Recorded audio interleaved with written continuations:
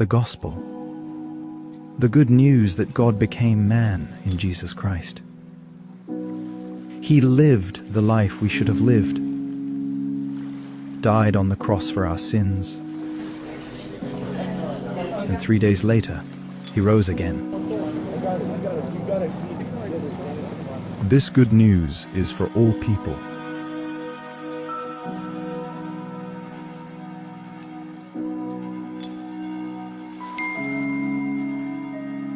And this is the message we are called to share.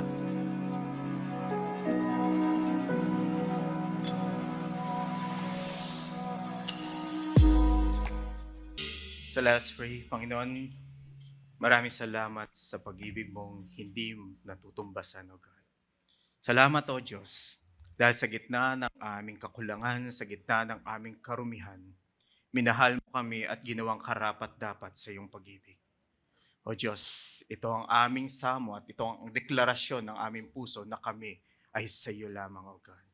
Ano man yung mga bagay na humahad lang, Panginoon, dalangin ko na ikaw mismo ang tumibag, ikaw mismo ang magbukas ng daan, O God, patungo sa iyong presensya. Salamat, O Diyos, sa pagkakataong ito. Salamat sa mayamang biyaya at pagpapala na patuloy mong ipinauulan sa bawat isa.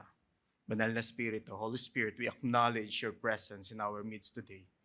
We ask you to be our teacher, guide us, and give the right words, O God, to your people so that we will understand and obey your words. Thank you once again, God. This all we pray in Jesus' name. Amen and amen. Please remain standing.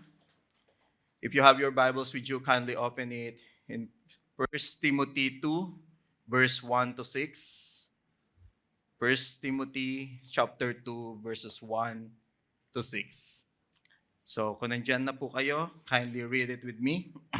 In verse 1, first of all, then I urge that supplications, prayers, intercession, and thanksgivings be made for all people, for kings and all who were in high positions, that we may lead a peaceful and quiet life, godly and dignified in every way.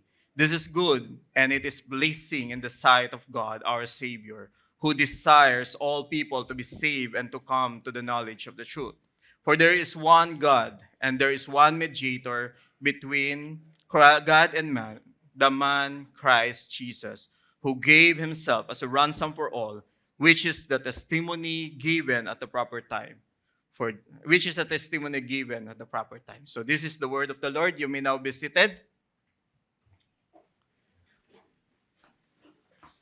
So good afternoon, everyone.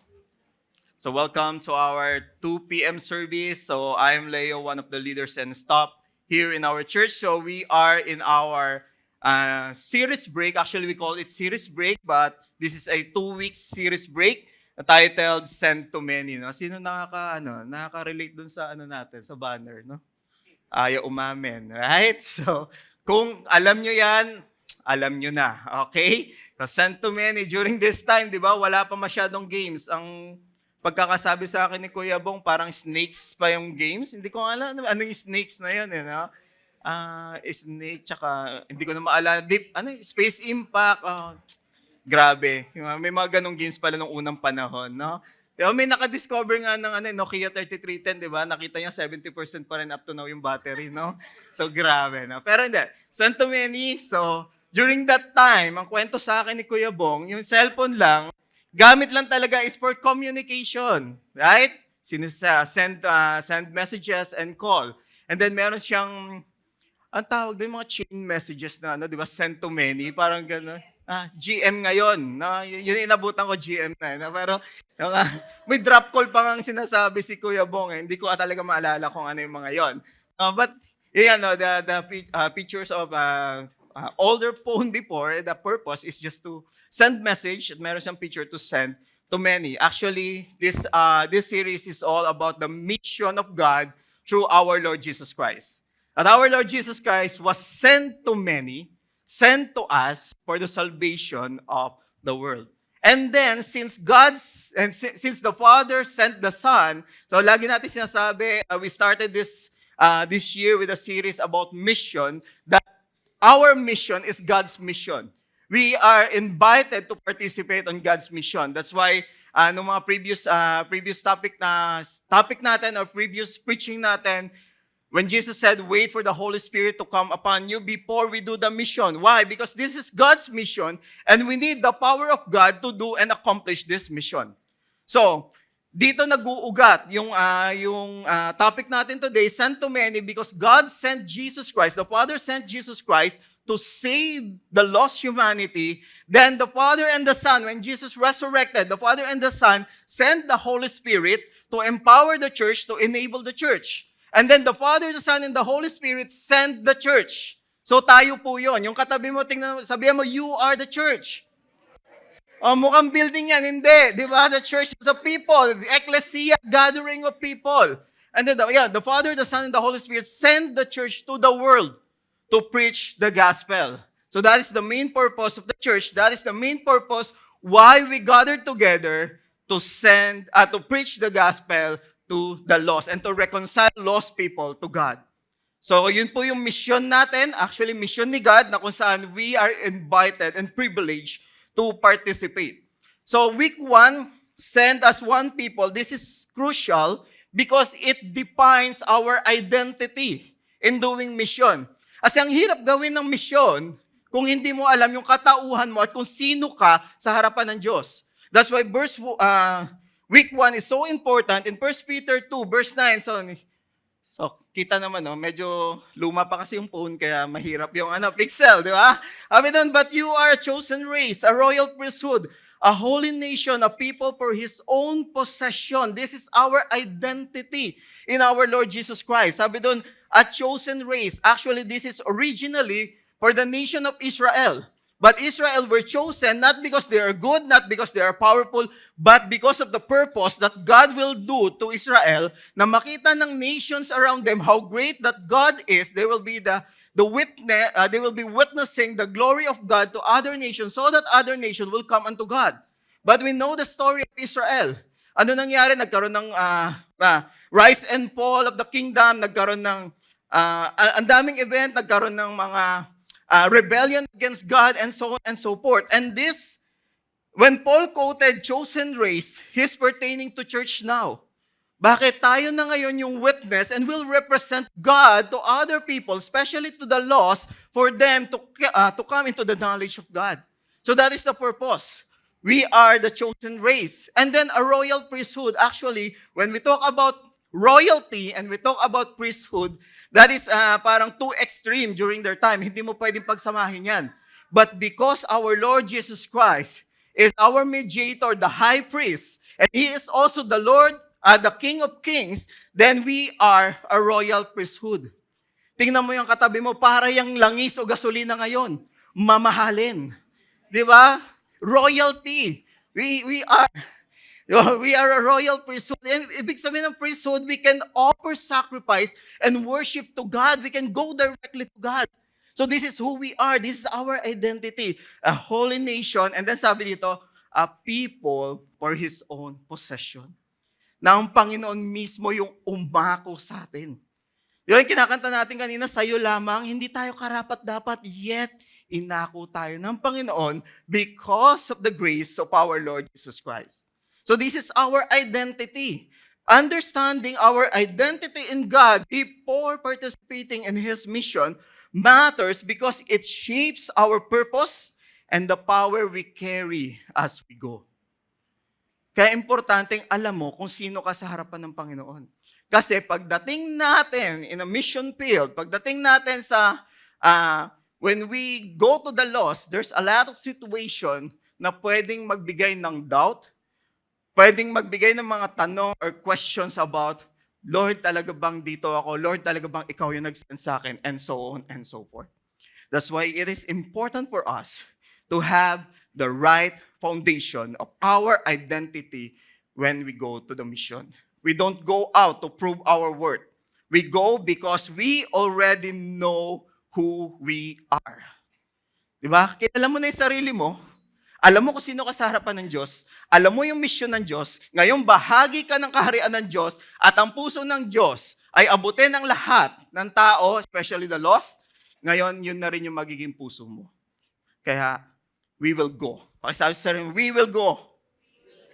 Parang ayaw nila. No? Pero mamaya na, may preaching pa tayo.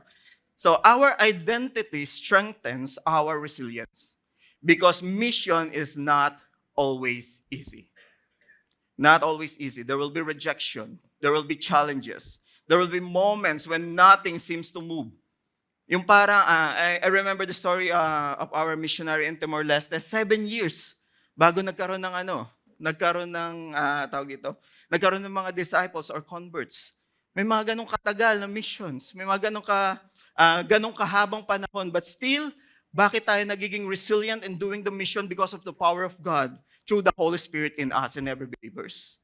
That's why every one of us is a missionary. Our lives becomes the message we preach. And our identity keeps the mission Christ-centered. Bakit? Alam mo yung identity mo sa Panginoon at alam natin kung sino yung ibabahagi natin sa tao. It reminds us that this is not about us. This is about representing God and pointing people to Him. This is not about you. Kaya pag pupunta ka, ito yung mga, sometimes, ito yung nagiging heart ng mga missionary. And I thank God for the correction, di ba? Parang pag nakapunta ka sa ibang nation, and then, meron kang mga disciples, parang ang tingin mo sa sarili mo, ang galing-galing mo na. But God will always remind us that this is not about you. This is all about Him. Now, kung wala tayo doon, mag-move pa rin yung mission ni Lord. Kaya nga, it is a privilege for us to be a part of that mission. Church, when you know who you are, you will know how to go. We are sent as one with one identity, sons and daughters of God.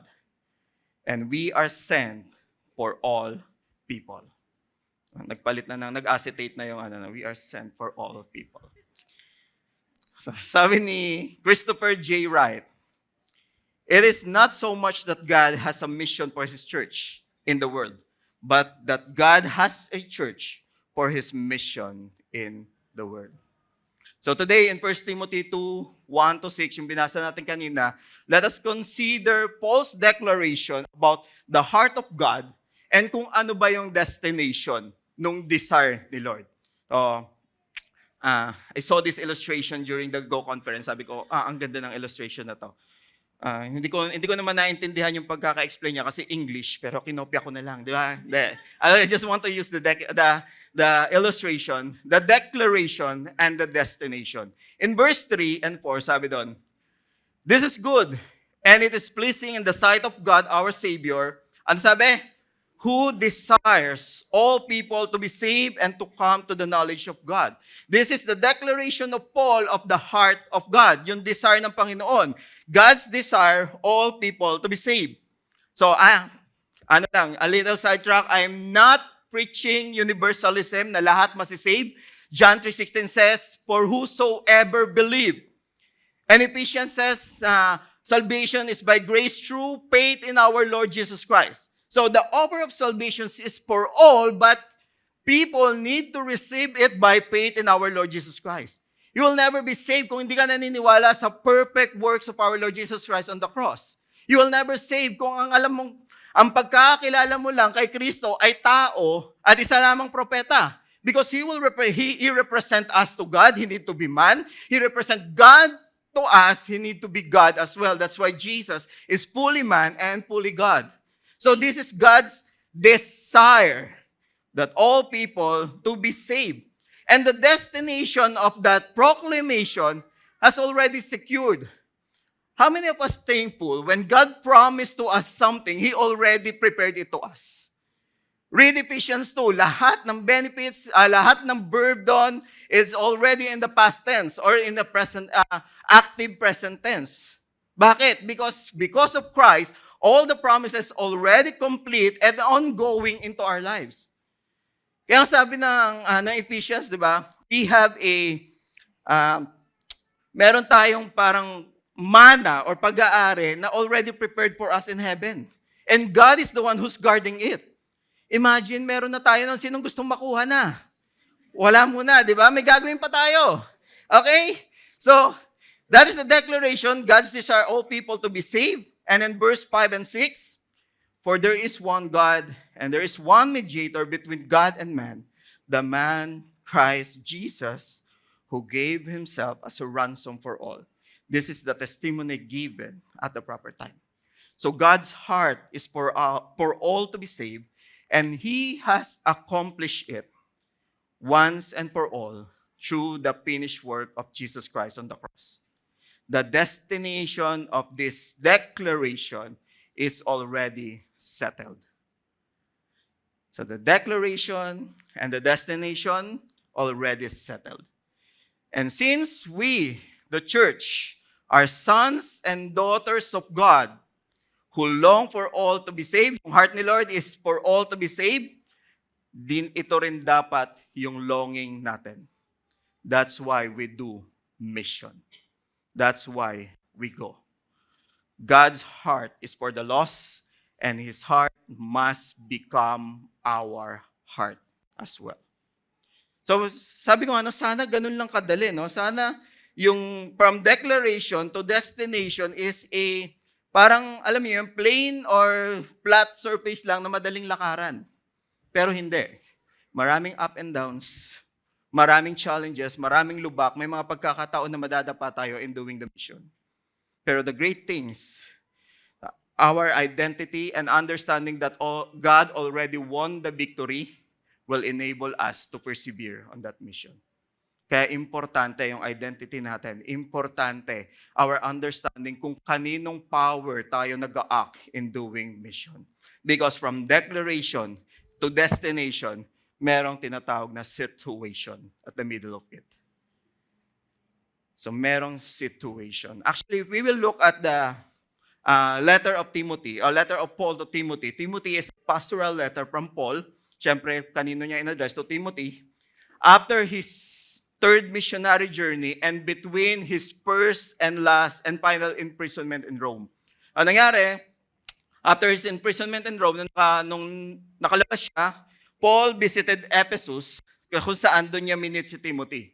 And then, nung umalis siya ng Ephesus, iniwan niya si Timothy to pastor the young church. So, Paul entrusted Timothy with the care of the church and gave him guidance on addressing many issues facing the Ephesian church. So, ganun naman every time there is a pastoral letter, it is an instruction because may nangyayari or may issue inside the church. So, I've list yung ilang issue doon sa church ng Ephesus para makita natin what is the situation. So, ilan lang naman to, yan. Actually, hindi kasya, meron pa yung sa likod. Hindi ito banda.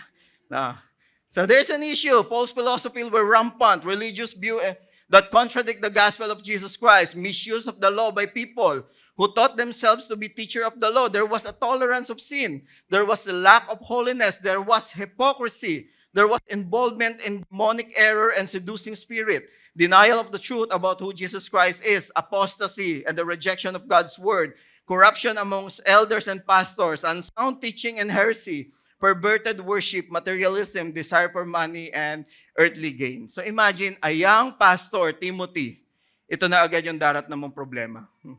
Na Lord, ano to? Di ba? Na Lord, pwede bang participants na lang ulit ako? Na Lord, pwede bang upo na lang ulit ako, 2 p.m. service, kuya, malamig, pwede ako umidlip, kesa gawin ko itong mga bagay na to.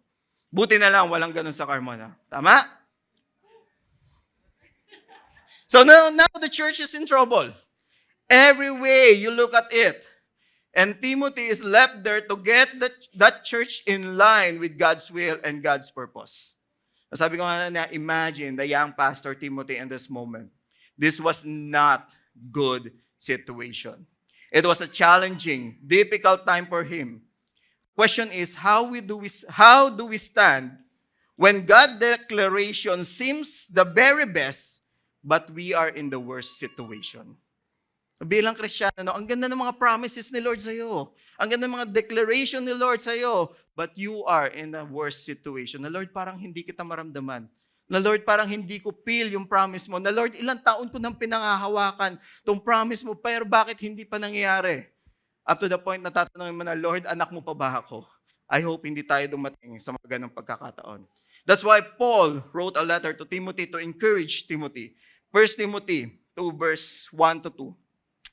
First of all, then I urge that supplication, prayer, intercession, and thanksgiving be made for all people, for kings, and all who are in high position, that we may lead a peaceful and quiet life, godly and dignified in every way. So there's a lot of wrongdoings in the church, and the first instruction has to do with the matter of praying for the lost. Sabi ni Paul dito, no? First of all, una sa lahat. In verse 1 to 8, actually when we read verse 1 to 8, ang tawag po dito is, it is a polemic in nature. Ano ibig sabihin ng polemic in nature?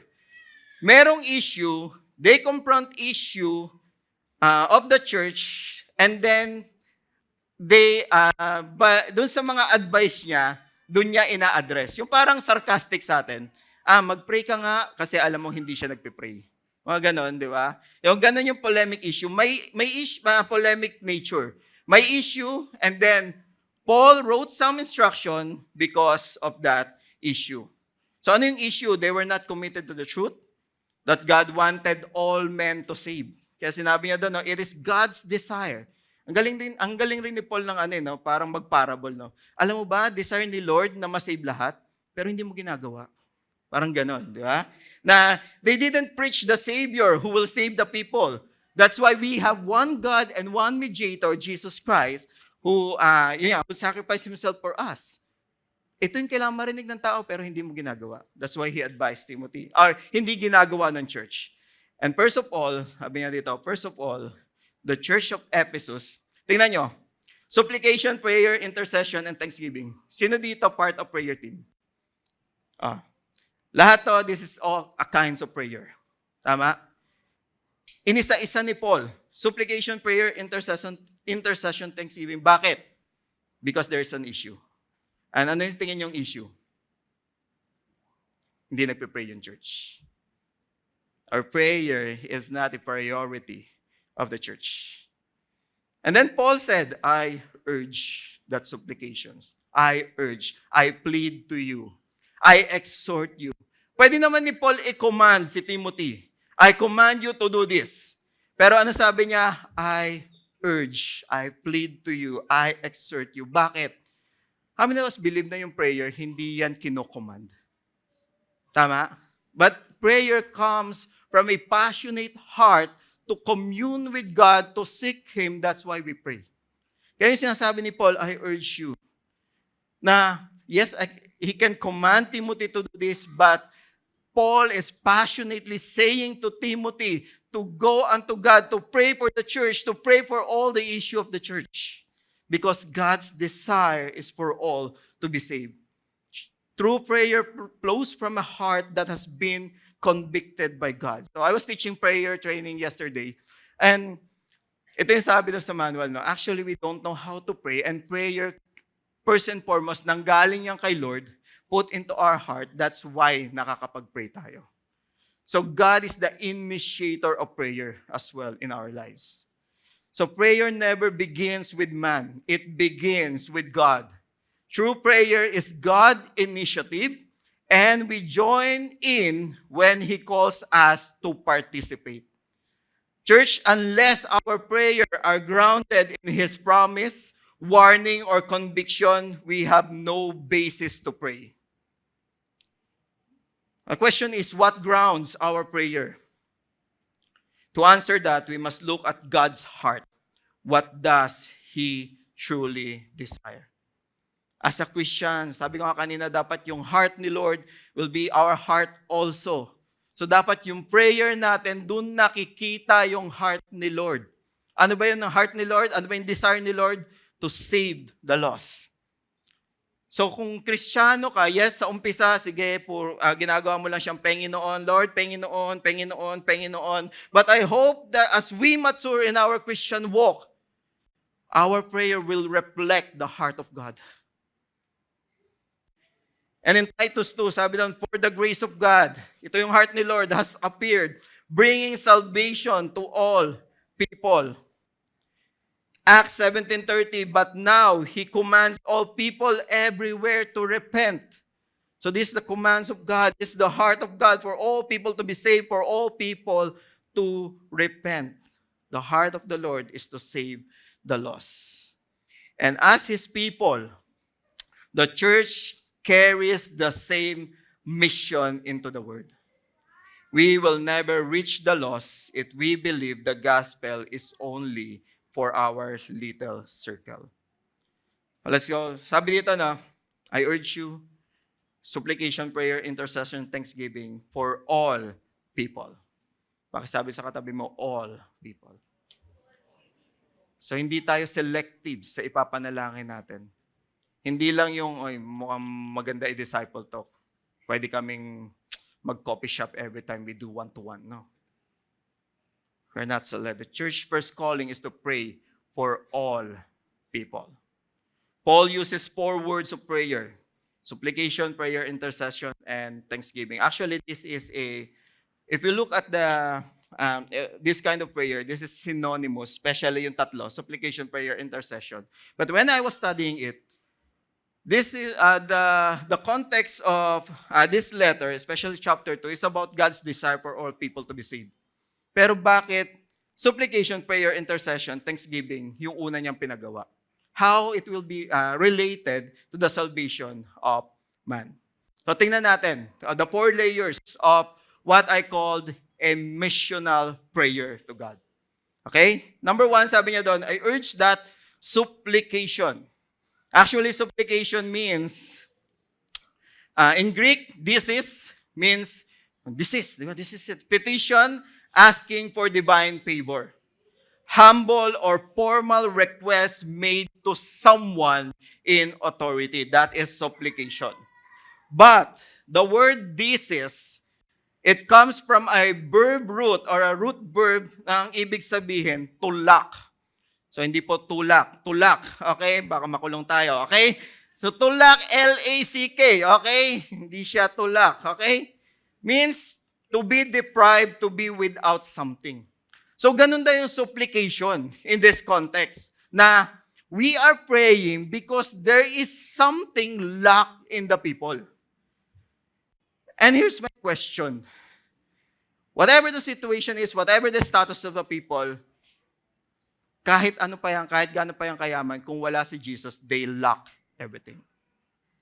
That's why in our supplication, for our missional prayer, supplication means we pray to God that He will send Jesus to these people who doesn't know Him.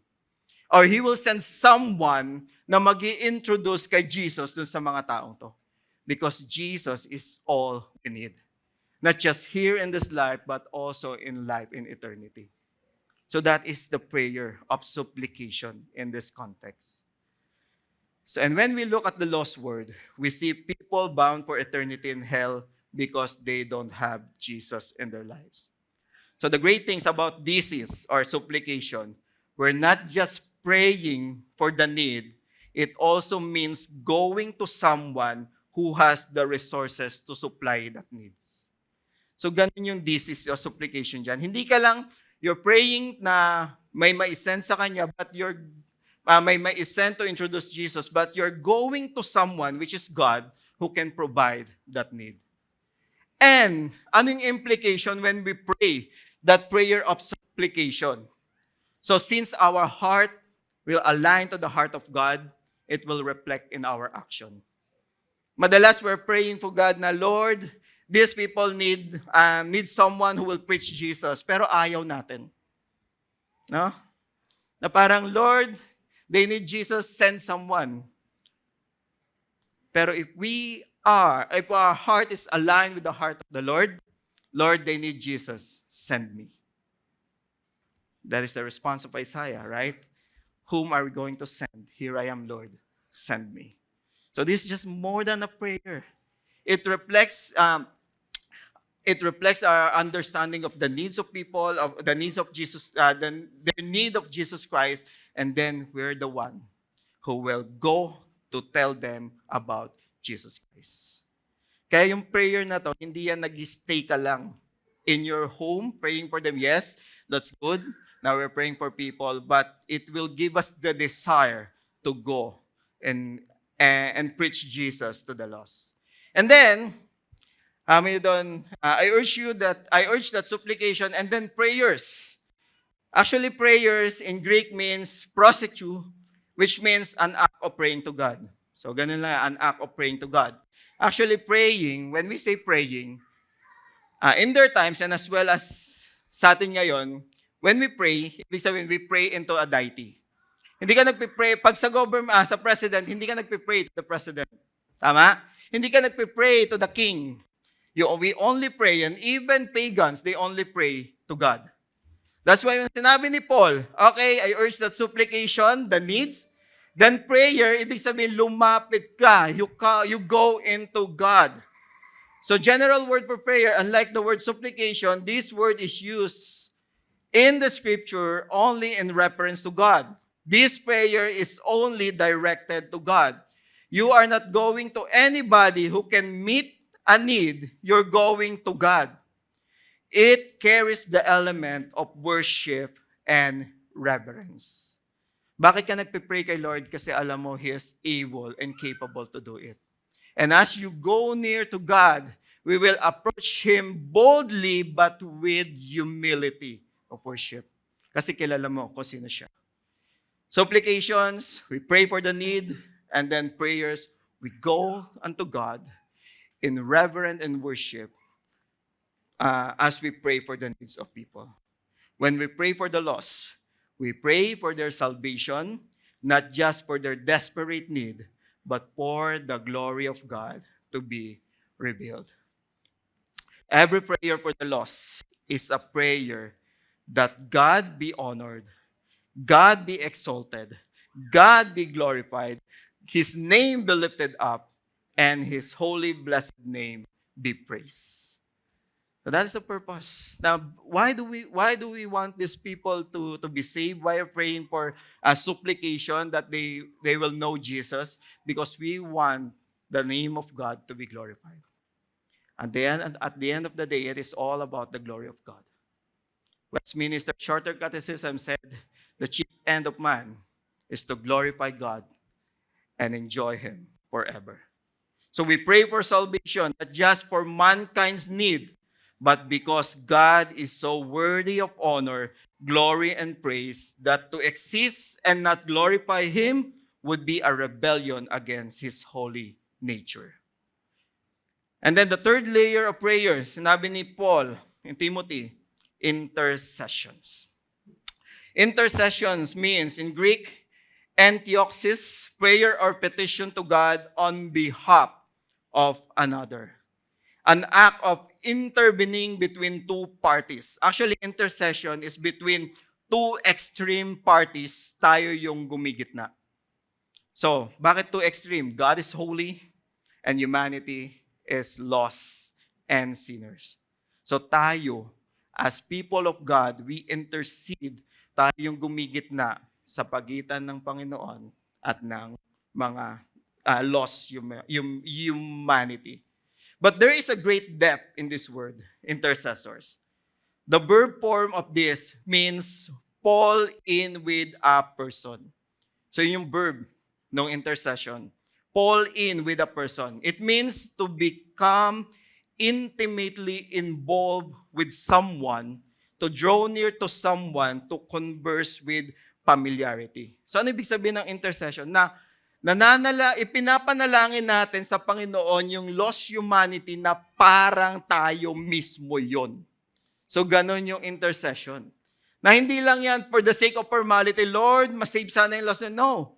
Na tayo mismo, ramdam natin yung kakulangan nila without Jesus, ramdam natin yung destination nila without Jesus. That's why we're asking God, we're pleading to God to save them and make Jesus known to them.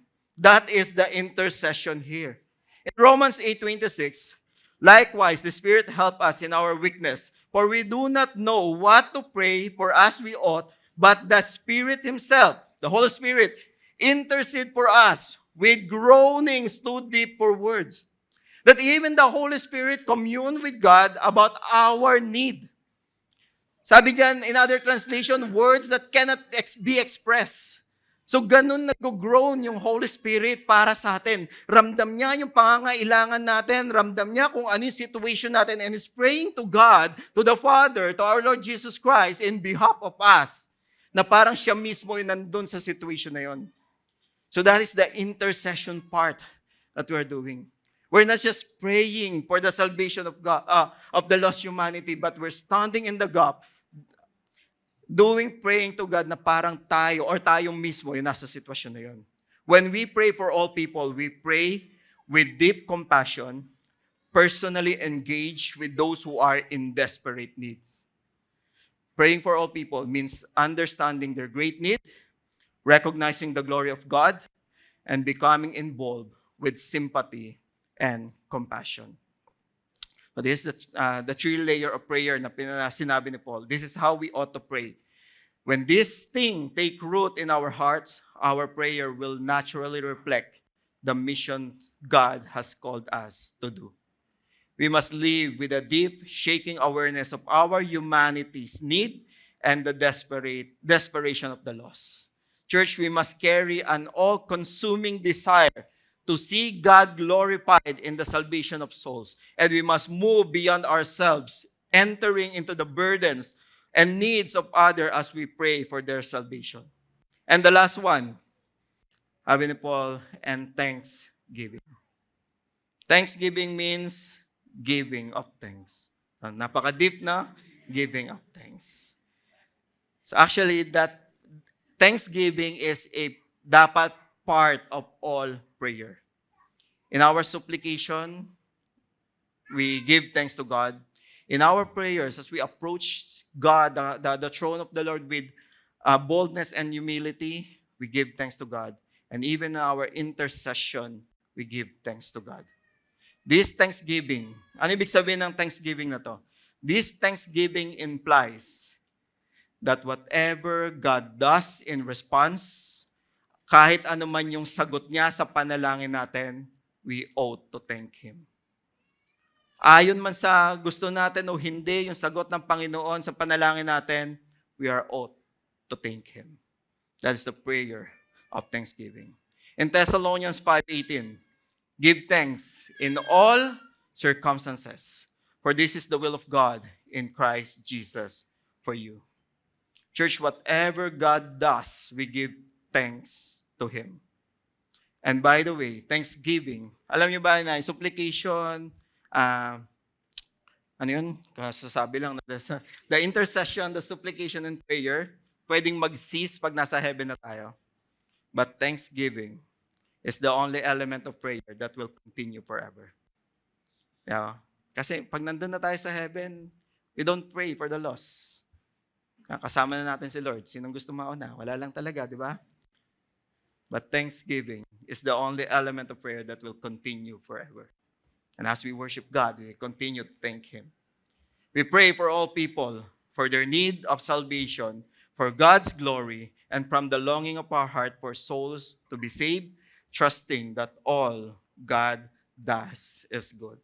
So this should be a constant part of the life of the church, of the life of a Christian, praying and reaching the lost. So Paul identifies one special group of people within the larger category of all men. So mayroon sinabi si Paul, in-specify niya, yes, pray for all people, pero sabi niya dito, for kings and all who are in high position. So Paul emphasized them among all possible group of people. Bakit? Maybe the church tended not to pray for them. Diba? Hindi na tayo lalayo in our situation today. Maybe some of us will pray for our leaders and president, and maybe some hindi. I don't know, but it is because of some of our personal reason. But Paul urged Timothy, or urged the church, that supplication, prayer, intercession, and thanksgiving be made for all people, for kings and all who are in high position. Actually, nung sinabi ni Paul to, the Roman Empire is under Nero during that time. And we will look at the church history, Nero is one of the worst persecutor of the church. Pero sabi ni Paul, pray for kings and all who are in high position. The kings here translated also as emperor. So, and most of the time, during their time, kings are not in favor of Christianity. But still, Paul urged Timothy, urged the church to pray, to intercede, to pray for all people and for kings and all who are in high position. Mahirap? Yes. But this, I believe, God, the Holy Spirit inspired Paul to write this message for all of us. Whoever in the seat, whoever in the position, God is ang Panginoon lang ang naglalagay at magtatanggal sa kanila. I hope and pray that as a Christian, na nandun yung heart na, when our heart is aligned with the heart of God, nakikita natin sila kung paano sila tinitingnan ng Diyos. We pray for them because they need salvation also. We pray for them because they need to be surrounded by people that need wisdom and godly counsel. That's why we pray for our kings and all in the position. So sana, I hope, bilang Kristiyano, hindi tayo yung unang nagsasalita ng curse to our leaders, but we speak blessing to them. Agree man tayo o hindi sa ginagawa nila. Because I believe God still sovereign. God still in the throne. God still the Lord of Lords and the King of Kings. Ano man yung ginagawa nila, sila yung accountable to God. And as a Christians, it is our duty and responsibility to speak blessing to them, to pray for them, to intercede for them, and to thank God for their lives as well. So that is our role. Mahirap? Yes, mahirap. With our own ability and our own capacity, hindi natin kaya. But the Lord Jesus said, the Holy Spirit will come and He will empower us. The Holy Spirit that dwells in us will help us in our prayer, especially to our kings and and everyone in a high position. And sabi niya doon sa dulo, that we may lead a peaceful and quiet life, godly and dignified. So Paul doesn't say that pray for their removal from the office. He doesn't say pray that God will get rid of all the leaders who disagree with you. And he certainly doesn't say replace them with all Christians. He says pray that God will save them. That we may lead a peaceful and quiet life. So during that time, all Christians, or most of the Christians, face constant persecution, both from within the church and outside the church. Still, they obey. Na parang, Paul, ito yung nangyayari sa atin, and then you ask us to pray. Then sabi mo pa, that we may lead a peaceful and quiet life. So actually, peaceful and quiet life doesn't mean na walang war sa paligid mo. Peaceful and quiet life means you are sure and secure whatever happened, your destination already settled because of the work of our Lord Jesus Christ. That's why all the people, if you will read a history of the first century martyrs, hindi naman sila namatay sa katandaan lahat. They were persecuted. The 11 disciples were executed as well. Pero God's promise. Ito yung promise ni Lord na nobody wants. In this world, you will have tribulation. Pero sa dulo nun, take heart. He overcome the world. So we can live a peaceful and quiet life even at the midst of war and the midst of tribulation. Why? Because we already stand in victory. Hindi na tayo nakaupo sa victory, nakatayo na tayo. No? Hindi, joke. So, they still obey because they trusted the Lord, trusted His promise, and look at people as God does, knowing He wants all to be saved. So, yun yung introduction. Balikan ko lang yung illustration ko kanina. No? So, there is a declaration and there is a destination. But in the midst of us, there is a situation. So, the path from declaration to destination is hindi yan magiging flatline. How many of us thankful, hindi yan flatline? Kasi pag flatline, ibig sabihin, patay na. Tama? Patay na. And good thing, that the situation is, ibig sabihin, buhay pa tayo. Ibig sabihin, we still need the grace. The grace of God is still working on us. We need, still means that actually God is still working for us. Situation, the situation is actually God's invitation to participation. God's invitation to participation. As we join Him in His mission of reaching the lost, we are sent to many, to pray for them and to declare the gospel for the glory of God. Sana hindi natin tingnan yung situation, kundi titingnan natin yung situation at the midst of declaration and destination as a mission. Dito tayo nilalagay ni Lord. Bakit? Kasi for us, we are sent to all people, beginning with prayer and grounded in the truth that there is one God and one mediator, Christ Jesus. So because Jesus gave Himself as the ransom for all, we are sent to pray for all people and go to all people to proclaim the gospel and declare God's glory. The church is not sent because of human strategy, but because of divine rescue mission. Church, we are once lost in sin, and yet Christ gave Himself as a ransom. Through His sacrifice, we receive forgiveness, reconciliation, new life. Now, the same gospel that saved us, sent us. And na-receive natin na forgiveness sa Panginoon, the same gospel na nagsisend sa atin for the world to know that forgiveness is available to all people.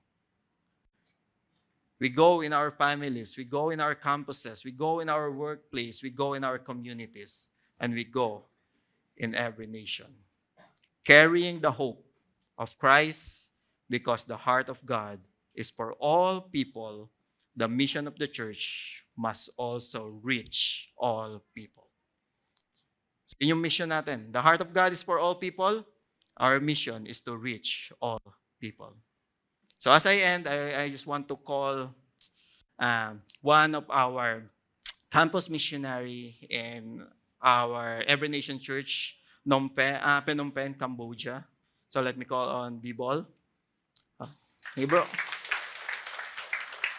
So nandito siya ngayon kasi naiwan siya ng aeroplano. Hindi, joke lang na Bibol was here today, and I believe he has something to share kung ano yung nangyayari in our Every Nation Church in Cambodia, as well as his conversion into Christ and what ano yung ginagawa niya ngayon, what he's doing today, that he is now in Christ Jesus. Sige bro, you can share your testimony. Yeah, first of all, I would like to thank Pastor Elisha and Kuya Leo and the rest of the staff for allowing me to share my testimony and what happened and what God is doing in Cambodia. So my name is Vibol. I am one of the campus missionary in Cambodia, and I was got saved in 2016. In 2015, my friend, he's a believer. He brought guitar to the class, and then I was interested to learn how to play guitar. So he invited me to the center or to the church, and he said he will teach me how to play guitar. And he taught me how to play, but as right now, I don't know how. I don't know how to play. I know that God's plan for my life. And in 2016, on February, the day that I got baptized. So after baptized, I start sharing my faith to my family. So I share my faith to them, and they start persecuted my faith. So they said, if you continue to go to the church, you don't come back home. You don't come back home. So I asked the church member to pray, and I still go to the church. And they found out that I still go to the church. And then they lock me in the room a week. they did not allow me to go out. But praise God, I'm still a student. They have to open the door and allow me to go to study to school. Praise God. And then I still continue going to the church. And long story short, in 2020, the year that I graduated from university, and I asked God for direction, and I applied for a job, and I passed as business consultant in one company. But when I went to that place, I feel no joy, no peace. I feel not, this is not my place that I work. So I start to pray to God. And God really spoke to me in Matthew 4:19. Come, follow me. I will make you a fisher of men. So, Lord, if you want me to go in full-time ministry, okay, I obey. So in 2021, I start internship in the church. So during internship, there are so many offer.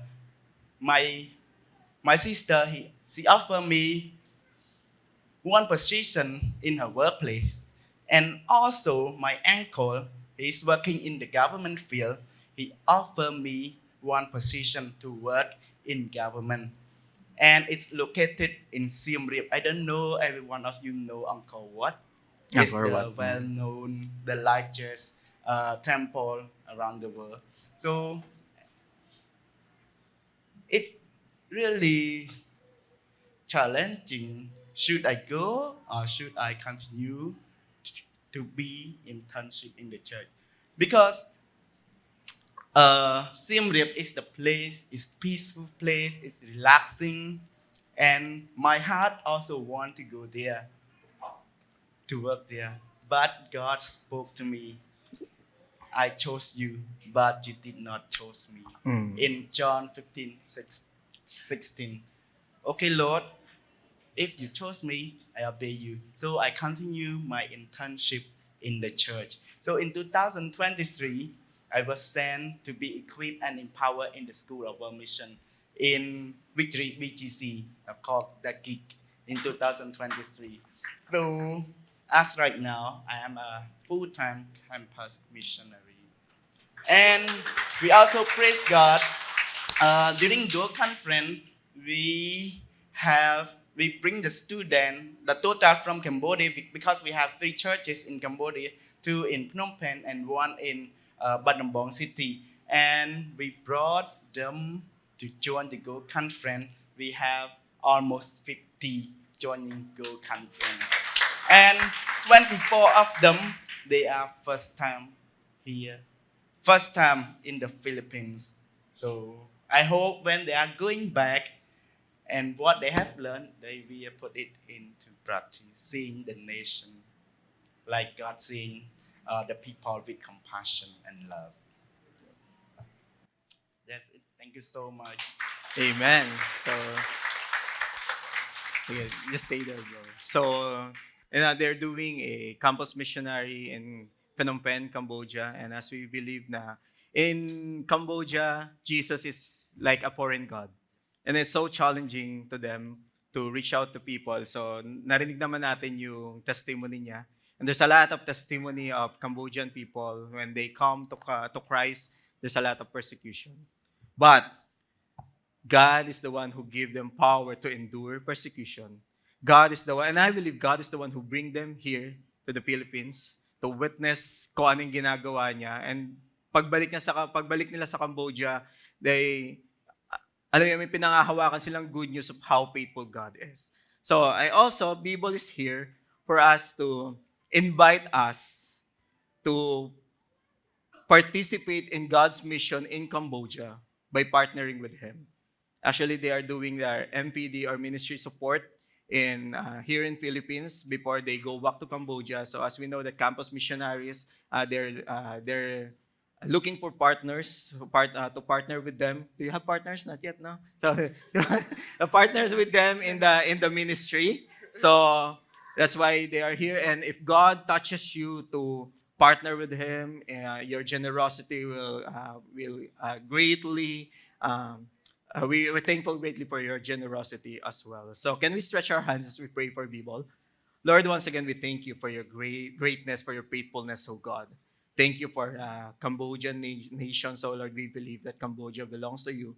And thank you, Lord, for putting people into that nation to preach the gospel, to go out in their comfort zone, oh God, and even persecuted, oh Lord, for the sake of your name. Lord, I pray that by the power of the Holy Spirit, you empower them, oh God, to persevere. Empower them, oh God, to do amazing things, oh God, more than that we can imagine, oh God. Even signs and wonders, oh God, will accomplish, or they will do signs and wonders, oh God, in that nation as well, Lord. Lord, Jesus is a foreign God for them, but I believe, oh God, that Jesus is sovereign God in Cambodia as well, Lord. Lord, thank you for their lives. Thank you for their dedication. Sustain them, oh God. Provide for them, oh Lord, and whatever, Lord, the path along the way, Panginoon, ensure them and assure them, oh God, that they already stand in victory, oh God. Thank you for the heart of this man, oh God. May you be honored in everything that he do, oh God. Not just in Cambodia, but I believe, oh God, that you will use him also to the other nation as well. Thank you once again, Lord, for his life, oh God. May you be honored and glorified. This all we pray in Jesus' name. Amen and amen. So thank you, Bibol. If you want to partner with him, you can approach him after this service. And as I conclude, so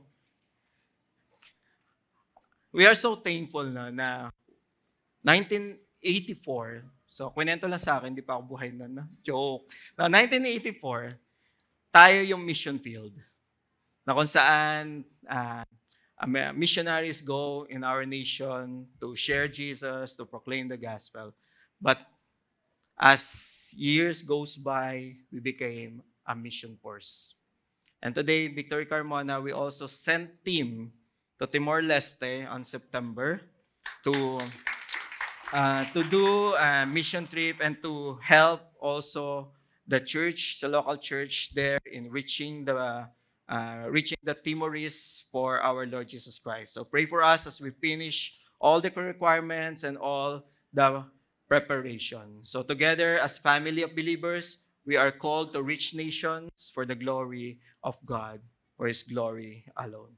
So church, when we work together, our efforts reflect the power and love of God, and His glory is made known through our unity and obedience. May I invite everyone to stand as we close in prayer. Lord, once again, we thank you, O God, for this amazing message that you have given to us. Lord, if there's something, Panginoon, na naghihinder sa amin to pray for every people, Lord, I pray that you rebuke us. Correct our hearts, O Lord.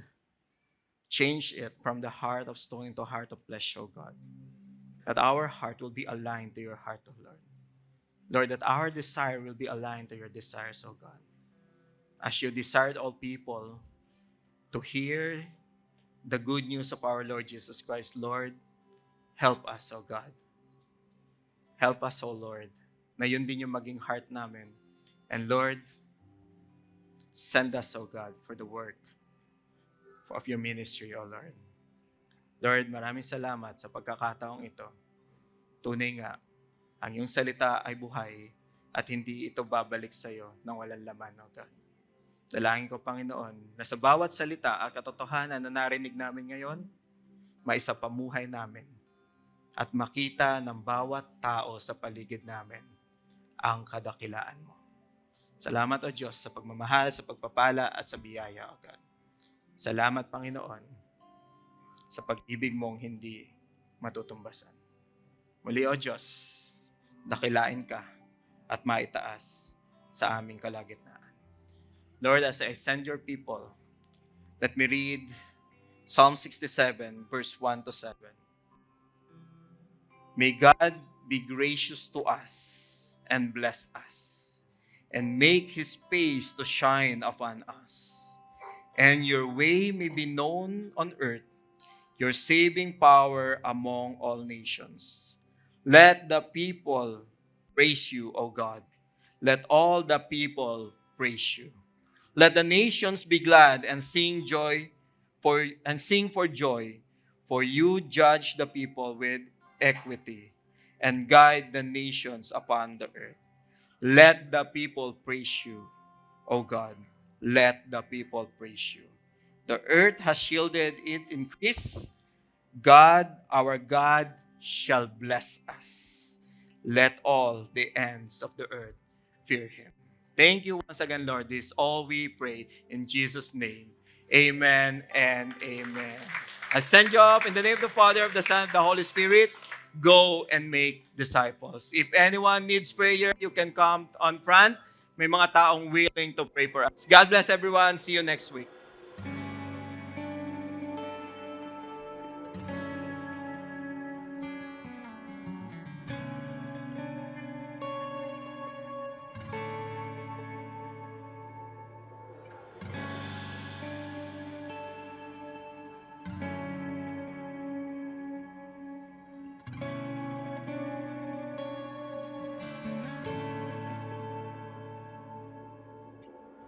Panginoon, ika'y dakila, natatangit nag-iisa. Panginoon at kaibigan, ikaw ay tapat at mapakumbaba. Buhay mo ay iyong inalay, walang hanggan ay binigay. Panginoon ng kaligtasan, ikaw ang sandigan ng pusong sugatan. Jesus, ako ay iyong natagpuan. Pag-ibig mo'y di mapantayan. Ako ay sa'yo lamang, sa'yo lamang. Sa krus nahanap ang kapatawaran. Pag-ibig